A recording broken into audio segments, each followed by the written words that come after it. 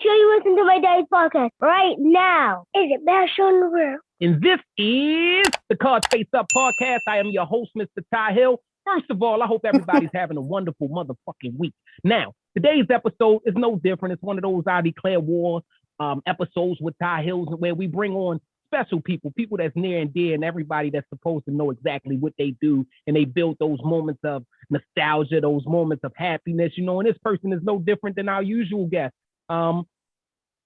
She's a director, a singer, a songwriter. She's a poet. She's a event host. She describes herself as a rebel and a healer at the same damn time. And over the last 2 decades, she has founded some of the biggest events to go on in Baltimore City. I'm talking World War Poetry Slams, Baltimore Crown Awards, The Movement, Baltimore Ball, Hip Hop Is, rap competitions, track meets, producer battles, the Masters, lyricist battles. Look, it's long, I'm telling you. Talent shows, comedy shows. I mean, if you name it, she has done it, especially in the city of Baltimore. But before we get into all of that, you know, how about I just say without further ado, we bring her on. Welcome to the show, Miss Chin-Yer. What's going on? Hey, what's up? welcome. How are you doing? How's everything going with you? I like to ask people that type of stuff. I feel awesome, happy, excited, invigorated. All the good words. Wonderful. The last word, I don't know what it meant, but that shit sounded like it was nice.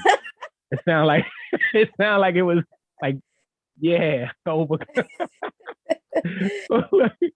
Look, I appreciate you for coming on. That's first and foremost, you know, and I want to get right into it. I want to build the backstory, you know, help people understand this woman that they see today just a little bit more. So the year is 19, whatever that year is, and it's 2 Jamaicans. They create this life, and they name her ChinYer, right? And they will raise that baby inside of England. Can you tell us what that life is like? What's that? Give us a picture. Paint a picture for our listeners. You know, we got video too, but for our listeners, though, one of those pictures, because you are a poet and you're a creator. So I know that you can paint this picture and allow our audience to see and envision that household in England with those 2 terms. Wow, you going way back. It was 19 no, not something. that way. You know, I'm not old, y'all. Not old.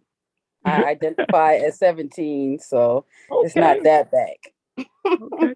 Right there, the R. Kelly threshold, you know.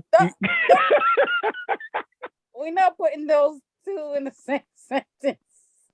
Scratch. Not. Look, I'm just saying. So look, go ahead. Go ahead and paint that picture for us. Okay. Taking the P from the picture. That was funny as shit. Taking the P from the picture. Listen, we're not going to do this all day, okay?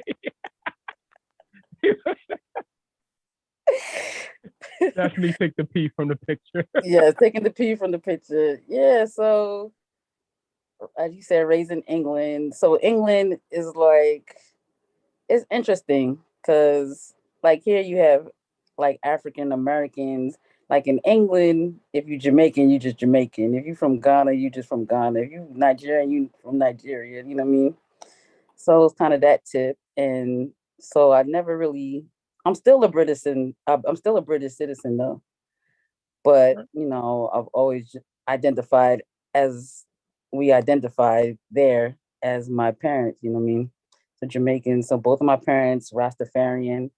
I grew up very Afrocentric, you know, African statues all over the place. Both of my parents are artists. My mom's a visual artist,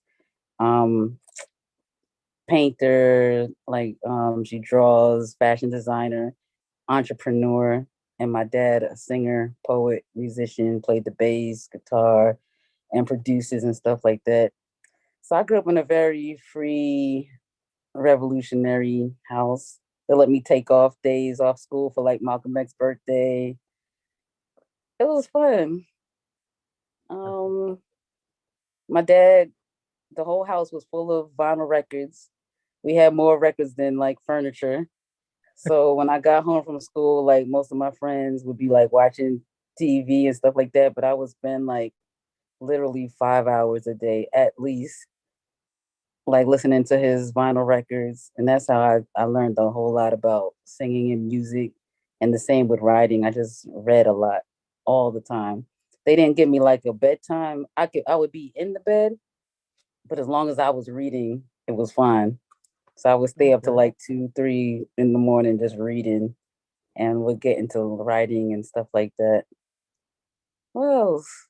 Music, reggae music playing, incense burning, and all the other stereotypes you could think of with Rastafarians. So yeah, Incense burning. how smelled like weed. Uh, yeah, the first things that come to my Okay. mind. That's what's up. So how how did you where did the migration into Baltimore come? Was this your first stop once you got over here? Um, Nah, I grew up in Jersey. I lived in Brick Raway, City. Elizabeth, Newark, Irvington. My mom had a store in Newark. I went to college in Newark. I mean, so when I was in high school, I went on a bus tour. It was like an HBCU tour, and we went Mm-hmm. to like uh Howard, Norfolk, Morgan, Hampton, A&T, like all the schools. I think it was like an NAACP thing. And I was like 16. And I remember when I went to Morgan, I just had this spiritual experience. Like it really felt like the end. Is hard for me to even put into words, but I was like, this is where I'm supposed to be. But I couldn't afford to go, so I did a little community college in Newark, and then I came here and then went to Morgan. So that was that. But it was like a long, not a long, but a little spiraling thing. I moved to DC. I met Navasha from Fertile Ground while I was in Mm-hmm. DC, and we vibed. And she was like, "Yeah, we had this group of women. We meet and we talk about like spiritual things, and you would be perfect for it." So I was driving back and forth from DC to Baltimore, and I just like I need to be here. I just felt a strong connection here. I end up going to New Jersey again to be with my dad, and I called one of my homegirls that was in the sister circle in Baltimore, Elijah. I don't know if you know Elijah. She owns Flourish, um, on like near Terra Cafe, and she was Okay. like, "I got the spot in Baltimore. You've been saying you want to live in Baltimore forever. I got a spot. Like I'm about to leave the country, so you can just take the spot I was going to take." And literally, that's the house I still live in right now for over Oh 20 wow. years. Hmm.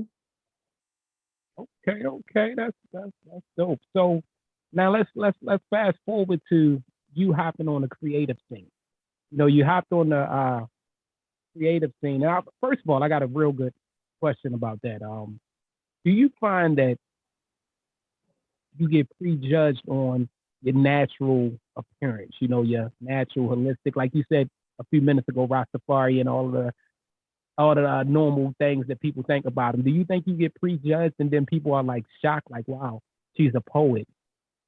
Wow, she's part of a rock band. Like, how does that like what you know what I mean? Like, Well, to be fair, like poetry might be one of the things that people associate with being bohemian, holistic, and all that kind of stuff, burning incense. And but they probably think of poetry like with African drums playing in the background and someone like, and I walk through the pyramids. And like, I don't do that type of poetry. But yeah, the answer is absolutely yes. Yeah, for sure.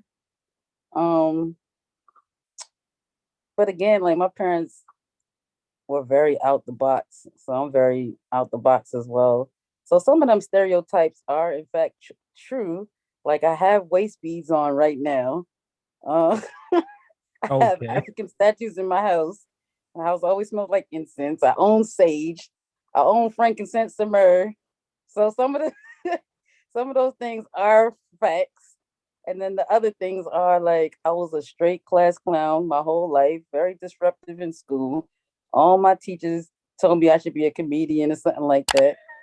So that's probably the part. Like if people don't know me, like they might be surprised. I'm a belly dancer. I studied belly dancing for years. Like that's probably something that surprises people. I have a very dark humor that surprises. So I love to laugh. My dad has extremely dark humor. My brother, like, so we the type that can go to a funeral and just give each other the look la- and have a whole little stand up routine without even talking out loud for real. So yeah. laughter is the key to the heart. So shit, everybody need to find a way to smile. I'm one of those people too. I kind of laugh in every situation. I don't really want to be serious. I don't want to. So tell me, like I said, how did you get on the music scene? Like you ended up being a part of, and not just a part of it, a very, very intricate part of the music scene. How did that occur? Um yeah. I mean, I've been singing forever. Um so my parents were a part of an organization called the Organization of African Unity. That's what I grew Hmm. up in. So they would have like little plays and stuff, and I would be doing these cultural plays, like playing Haile Selassie's family members and all kind of stuff. So I came up to, but in Baltimore, it was like organic soul. That was a main piece here, and just organically connecting with people. Like, I took guitar lessons with somebody, my neighbor, who just lives across the street, and that's how the rock band started. He was teaching me how to play the guitar, and I was like, I want to learn how to play the guitar and sing at the same time. And when he heard me sing and play at the same time, he was like, "Yo, like, we need to do something." So I think a lot of things. I'm very big on like the law of attraction and like manifesting. Like a lot of things that just happen real mystically and magically in music and otherwise. Like the people that I've been blessed to know over the years to create with. And Judah, I gotta mention Judah. Judah was a big piece. I had like a movement called meditative soul, where we would use music and like calm people. So Judah, now child, he would play the guitar and I would sing, and we would just create a whole like transy vibe. So I love singing like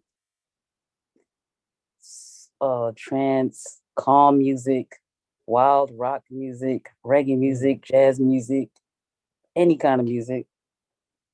Okay. It's first of all, I'm gonna have to get Organic Soul. Who runs Organic Soul? Who ran that? Like there's like, so James Collins, Olu, D Chase was involved, Walt was involved, J Soul at certain parts was involved. It was like so many different I'm like, gonna you know. have to I'm gonna have to get them on here one day because at least one of them from that entity because they've created a lot of connections started at Organic Soul. Like the last three guests I had on here, that was all of our mutual. Like, damn, remember from yeah, like I remember like that was one of the first places that I could go. I've spoke about it on here before. With my liquor, I was under 18. They 21 to drink, right? Get to sneak my little liquor in and shit, and sit in the back and watch poetry and stuff. Being a little young knucklehead and shit, it was a dope vibe. It was never any fights. It was never. I love that type of stuff. So back to you because this is all about honoring your legacy here. But No, but that's real. That was like the high school and college of the music scene, because like you go there, you know, as the name suggests, it truly was organic. Like you making up mm-hmm. songs on the spot. So it was good training, like, because as a composer or as a producer, even though like I don't consider, like, I'm not a beat maker, but I'm a producer in that sense. Meaning like, so you go there and you hum the bass line to the bass player, and then say something to the piano player, and you like literally creating stuff on the spot. It was a dope that platform. that type of vibe, especially there, is where I learned it at. That probably got me away from any jitters of being scared of any stage because it was no way if you could go on that stage and like you said, actually let them and you getting as you're doing it, the beat is building because more instruments is coming in and shit like that. So you got to change your vibe sometimes, slow it down. It's nothing like the song that you created anymore, according if you did it in the studio. So that shit got me out. It taught me how to handle a stage, how to handle shit on, like you said, it's improv type thing. It's just that reaction. Do you really connect to music? That stage separates the boy from men or the women from girls and stuff like that. That stage was something special. So what was, when you became an author, because also she's an author, people, when did that hat get put on? Was that before or after the music, or it was like just all combined in there with coming from that household in English with England with that mom and that dad? Did it just, was that part of the frankincense that was burning inside the house? I don't know. It's like, it's like choosing between one child or another. Like I don't even know how to differentiate. Like I won a competition when I was 6 for writing. And that's when I knew, like, okay, so it's been on since then. Like, I was at those same events that I was singing, I was, performing poetry at. So yeah, I consider myself more so a visual artist with poetry, as opposed to a spoken word artist. I love words, like creating pictures on paper. Like I definitely consider myself a painter. So that's maybe a difference between me and most. But yeah, so it's been, I love books. I went to school for writing, literature. I don't even know how to answer that one. I'm tripping that you say you won a writing competition at 6. I was definitely still eating glue sticks at 6. I'm pretty sure. I'm pretty sure I was definitely still eating glue sticks. So it should have definitely told you something. So whatever. I consider you to be one of those women that are real Renaissance type of woman. You wear many hats, like I spoke on. Entertaining. You play guitar, rock band. You sing, which is different genres of music that you sing. Poetry. You host, and a bunch of more stuff on a perfect stage. Perfect stage, and the crowd is going wild. I would hit my buttons, y'all, but y'all know damn well if you're a listener of me, I don't remember the buttons. I smoked a lot of weed in my life, and I be forgetting which one is the right button for the crowd noise. So we gonna act like I just hit it. And the crowd is going wild. What are they coming to see you do? All those hats. Combination of all the things. I'm probably curating an event where I am singing, doing poetry, and belly dancing, and doing all the things at one time. With some benders on the side. Got you. Yeah, it would be a I'm every woman moment. That would be my ideal. I got you. I built this whole platform of Spaced Up podcast as, a way to show love to people that deserve it, connect them to the audience on a personal level, because there's people out there that love you, but like you said, they might not know. Like I didn't know the belly dancing thing. I don't think I did. Again, I had some smoky days. It might be just stuck in those hazes of memory, but I don't remember that. A lot of times in the entertainment world, especially up and comers, things are done with ulterior motive. And a lot of people only do, well, I said ulterior motives, then I was about to get a damn definition of ulterior motives. Anyway, it's done with wanting something in return. But you started this thing called the Baltimore Crown Award. And you did it with nothing in return. You did it, you're gaining nothing from it other than popularity, of course, or genuine love, of course, but it's nothing that you're not there. Majority of people that do stuff like that, their artists is usually there trying to get promotion and they're pushing them up. Each award that's ran is connected to them somehow. Not to shout at any people, not to say nothing about any other type of award shows, but I just mean in general, like even outside of Baltimore, you feel me? For all y'all ones in Baltimore, I deserve the award, whatever it fuck it is, I deserve it.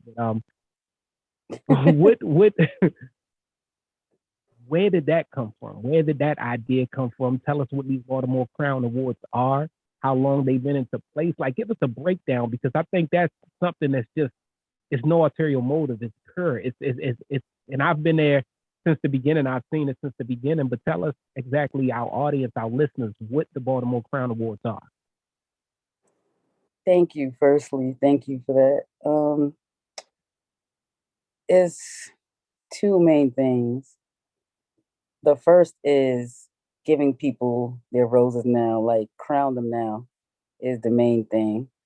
And like when I think of people like Ooh and Vicious V and certain others who aren't physically with us, and to know that we as a city like took time to honor them, you know, that is what the Crown Awards is. It's literally crowning people now as much as possible while we can. That's the number one thing.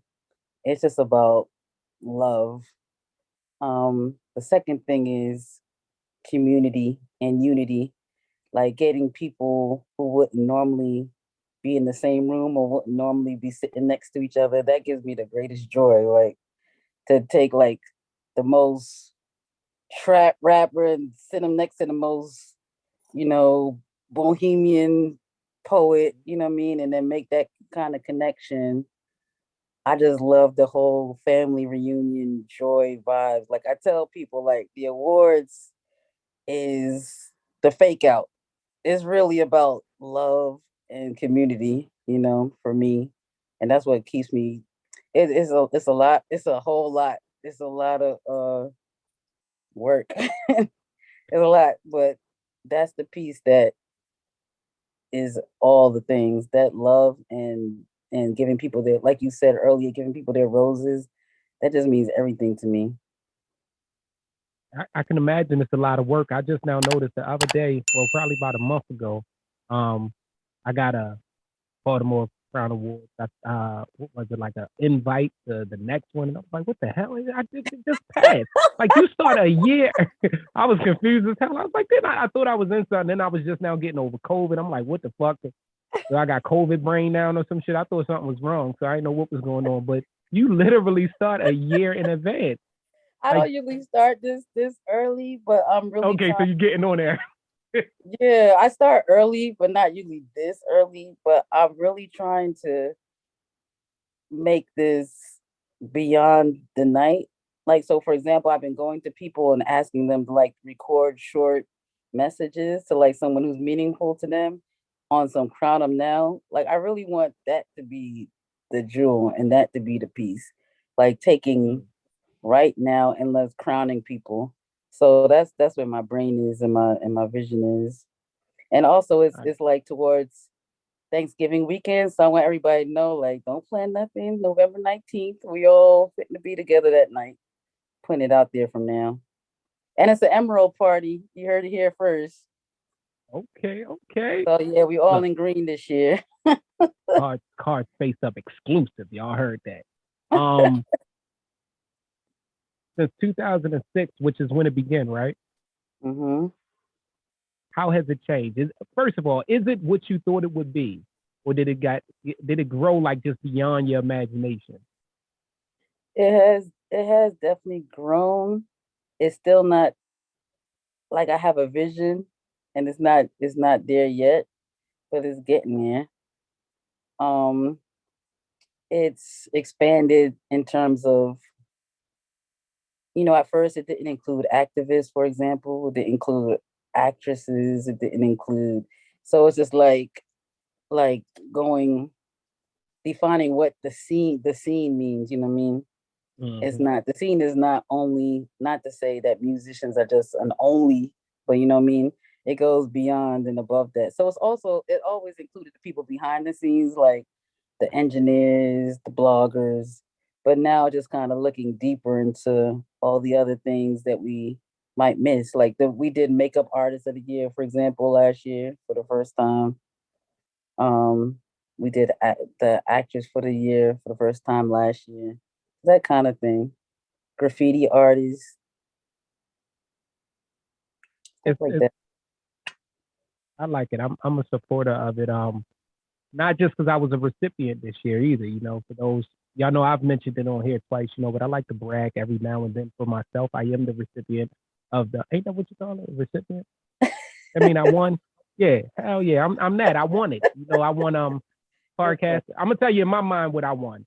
That's just that my trophy, the little words on the trophy, it's like for those that's watching the video, it's small for you to see. You can only fit with so much on there. In my head, it said Ty Hill has the best podcast in the fucking world. This shit is wonderful. Continue to listen. Cards Face Up podcast. Make sure you. In my head, it said all of that, so I'm thankful for that. And that's not the only reason we had you on here, just to say that. But I do want to give you a thank you publicly for allowing me, for being the one to be able to give that to the world or facilitate that to the world, because I believe it is needed, especially what you hold. You said something just now stuck out to me. I mean, I remember the Vicious B, rest in peace to the big homie. I remember him with his shirt off and DJing with his legs and shit like that. These are at those moments. I remember, I remember those moments there when he received his award. I those things are beautiful moments for the scene, beautiful moments for the community, beautiful moments for hip hop. And I know I got a lot of listeners that are not in Baltimore, but I just wanted to show, and that's what I've been trying to build on these last couple episodes, is just the rich history of the people that are making strides in Baltimore. And these people that my out of towners need to also listen to and connect with, because they're not just making moves here, connect with them out of state. So back to you, ChinYer. I just wanted to make sure I got that apart. I want to say, I know you said this ain't about whatever, but I just want to say, yo, I'm proud of you, like, doing your thing. Awesome, yo, it's dope. Remember we was in I won't go into that. I was about to talk about Mac makeup, but I won't. Look, my fans know I done sold every motherfucking. I was the makeup guy. Look, makeup was the best fucking hustle I ever had. I done sold a lot of illegal things. Makeup was literally the best hustle I ever had in my life. I remember buying it. I remember copying a lot of it. I got my lady off of makeup and shit. The first time I hired her for an event, and I paid in Mac makeup and shit. That's another story. I gotta grow up. I don't know what's wrong with me, guys. I don't know what's wrong with me. She stayed though. So. Yo, I want to know, you've been able to see the scene over the last 2 decades at the least. So you've seen it grow, you've seen it decrease, you've seen places open, you've seen grand closes, you've seen all of that.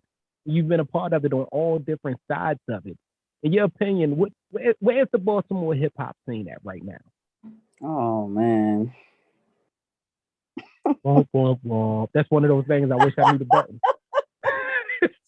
I knew the button. That I shit would have came in. I will say, like, Solomon was such a huge piece.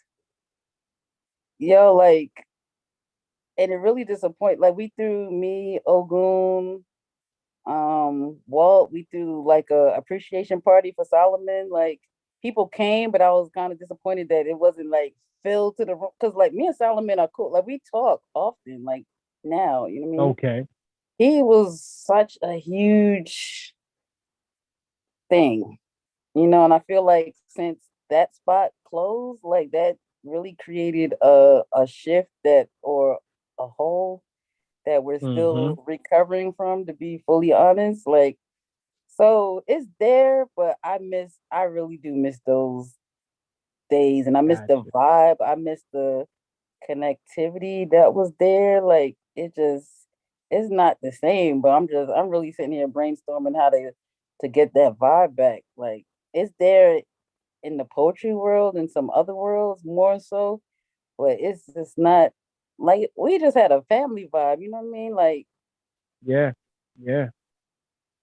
It was 5 seasons. Shout out to Solomon. Solomon is the first guy that came from behind his bar, and he took so many risks on me because I was ridiculous. And he came from behind his bar to kind of, I'm gonna say, open up his door to us. Open up his door to me personally. I've taken shots with him. I've drunk with him. I've been put out numerous times. I broke probably every rule in the motherfucker. I'm talking from jumping behind the bar, taking bottles, sneaking bottles in, counterfeit money, all that. If it was there, weapons on me, Look, one time they snuck me out the back door. I was so reckless. I didn't even know it was a back door in Five Seasons, and I was in the back of an alley and shit, and I was scared as hell. I said, you know what? I'm gonna take my wrist back through the club, and I walked back through the club like fuck that. I just go to jail tonight because I wasn't going out in whatever alley that was out back. But shout out to Solomon for being one of the solidest dudes out there. I know solidest is not a word, so we're gonna solidify that. A Cards Face Up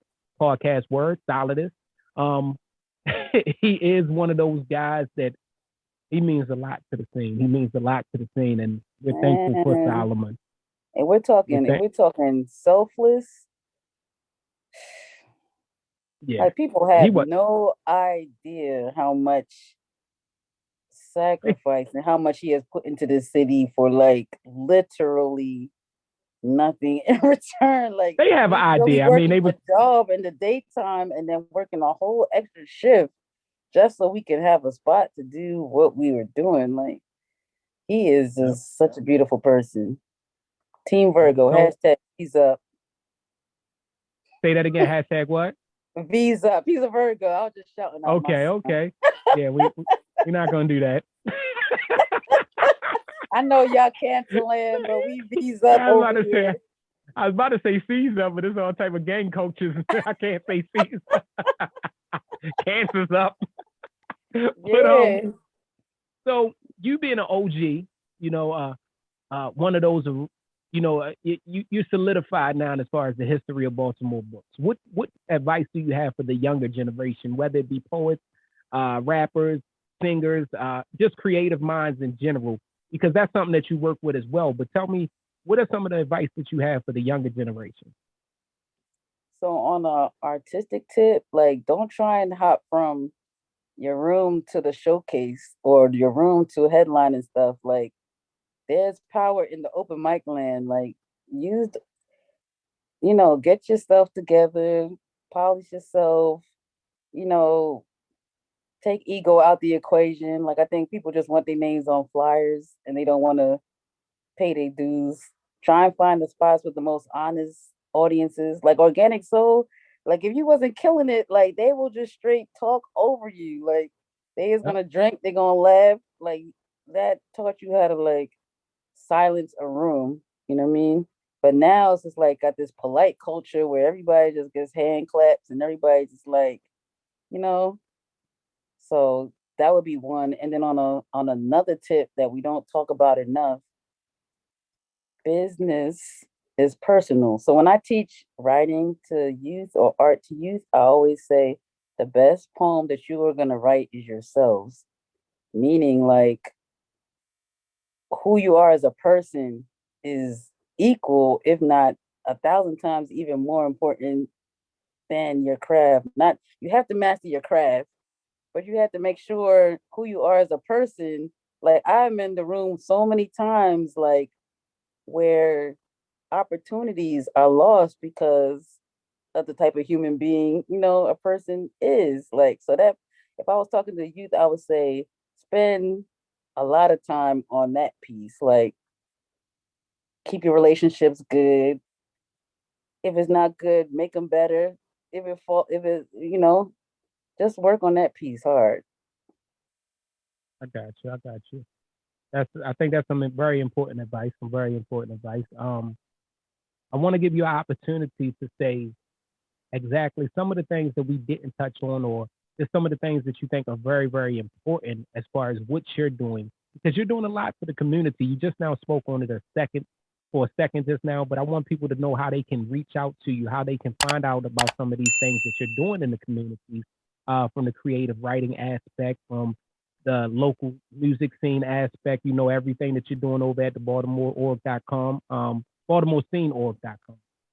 Am I saying it right? BaltimoreScene.org.com. Yeah, there you No, go. dot There .org you is go. yeah, that I place. know I'm gonna forget some stuff. I already know I'm gonna forget some stuff, but uh I don't know when this is gonna air, but the Black Mall, that's that's a big piece. We got 50 Black businesses on 2 floors this coming Sunday, and it's the third Sunday of every month. So that's a passion of mine as well. Like also part of the scene, like the entrepreneurs. So I'm putting a lot of energy, a lot of time, and a lot of money into promoting and getting people in the room to support Black businesses. So the Black Ball, um, the Baltimore Crown Awards, Saturday, November 19th. Get your green clothes ready, your emerald green clothes ready. That's like a visual way for us to show unity. Do not come in red, do not come in blue, do not come in brown. Like, Gotta respect wear the the color. assignment. Okay. um, Track meets, doing beat battles, lyricism battles, hip hop battles. That's all on the Baltimore scene, IG. Um, I'm with Do More. I direct writing programs with Do More, and I'm a teaching artist with Do More. So every Thursday we do free virtual workshops for youth, 6 to 8 on Thursdays, and I'm working on a monthly event for Black creatives and Black businesses with the Black Arts District. That's once a month. I don't know. It's a lot. I guess Look, the short answer is the Baltimore scene and the Baltimore Crown Awards on the IG to keep track of all the things. But and yeah, where do they follow you at? Where do they follow you at? Other than those, because the Baltimore scene also has an IG and social media, and the Baltimore Crown has IG and social media. But where do they follow you at, just in case they forget those? just Facebook, ChinYer, CHIN-YER, right on Facebook, or ChinYer, CHINYER on Instagram, and the website, thebaltimorescene.org.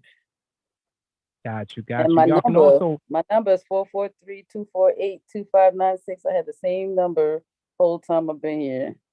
But do not you call me, text me.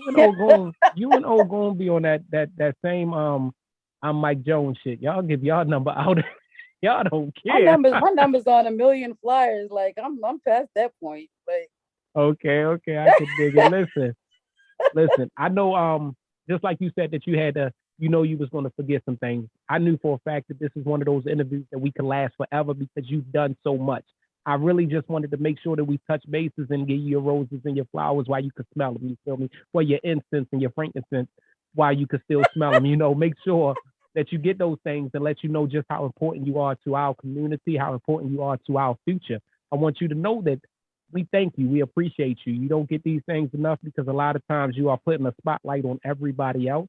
And we're thankful for that because we need it and we need these knowledgeable lessons that you have taught out here. Continue to be great, continue to be positive, continue to spread that joy of laughter, whether it's dark sense of humor or whatever. It is a joy that is one of those things that's damn, I wanted to use a big word right there, but I couldn't think of it. So I'm gonna stick to the short words that I know they usually like no more than 5, 6 letters, but continue spreading that joy, that happiness, that smile, all of those things. Those things are what is it when it's connected? It's connect. I believe in energy. I might can't explain the shit, but I believe in it, and it does connect.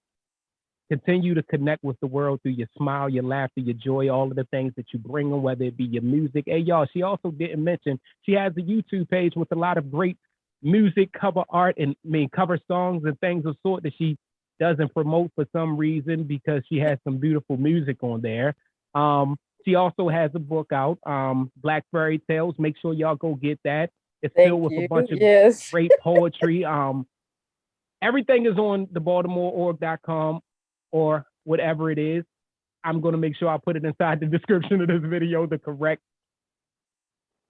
I just remember I'm And having a I'm still here party too. I'm still here party.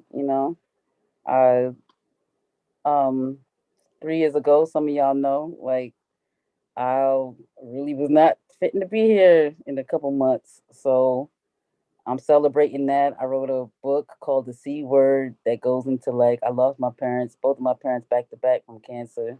And then um I had cancer soon after that. So it goes into that, but we're like partying and celebrating. I'm just happy to be here. So that's April 9th at so the bookstore that won bookstore of the year with the Baltimore Crown Awards, I was like, let me do it there. So we at Urban Reads on Greenmount on April 9th. That's National Poetry Month, and that's also my dad's birthday. So yeah, come through. make sure y'all come out and support that life. Like I said, this show is based about giving out, and I hate saying it because it is one of those corny lines, but it's about giving flowers while they can still smell them. Make sure I'm still here, party. Make sure y'all there. Send some love. Send it somehow because these are things shit. And it's not just a ChinYer celebration, although she fought a great battle and she's winning over that battle. It's a celebration for all of us because all of us are thankful to still fucking be here. So with that said and done, ChinYer, we appreciate you so much. We hope you continue to be here for thousands and thousands of years or however long you want to be here with the next race of dinosaurs or whatever comes next, those COVID monsters and shit, whatever. I hope you're here forever. So continue to be great. Thank you. And find some of that Mac. I know you got some more of that Mac in that house. Like, listen, I need to find a connect ASAP because, like I said, that was a beautiful thing. Hey, my listeners, make sure y'all follow us, like, subscribe, all of that. Comment. We have 2 YouTube pages. Y'all got to make sure y'all like and subscribe to both of them. The first one is called Face Up Podcast, YouTube, and the second one is called Face Up TV, YouTube. Also, we're on all social media platforms, Instagram, Facebook. Y'all know I'm like an old nigga, so I love Facebook. Although all my young listeners keep saying, nigga, don't nobody be on that shit. I love it because I can talk to people on it, and y'all motherfuckers don't talk back on Instagram enough for me. But whatever, we're on all of them. Follow us. Ty Hill and called Face Up. Exactly. Don't forget, we're on all streaming networks too. All streaming platforms. That's just Spotify, Google, Apple, TuneCore, everywhere that you could get podcasts. This will be every week. Make sure you continue to listen, continue to subscribe, continue to like, continue to support. Hope everybody have a wonderful week. Peace. It's your boy Ty Hill. Thank you, ChinYer, for coming through. Thank you for having me. This is fun.